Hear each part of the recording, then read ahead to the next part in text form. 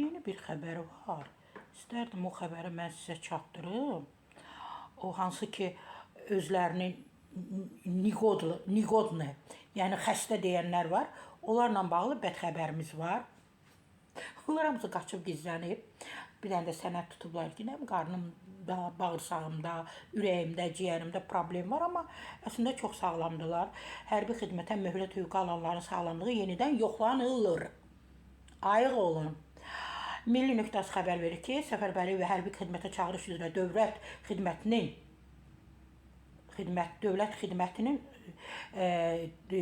təşkilatı nəzarət baş idarəsinin rəisi polkovnik Əziz Hidayev reporta bildirib ki, müxtəlif illərdə hərbi xidmətə çağırışla bağlı möhlət hüququ alan şəxslərin sağlamlıq vəziyyəti yenidən yoxlanılır. Hər ildə pul verirlər, qaçırlar. Bilmirəm, bu pulları kimə verirlər, maraqlıdır.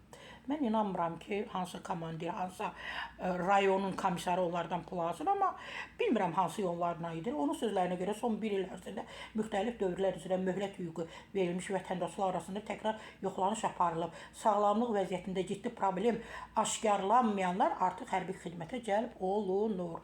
Hörmətli niqodnolar, belə deyərdim də, hərbi xidmətdən qaçanlar artıq təkrar bir də yoxlanışa dəvət alacaqsınız.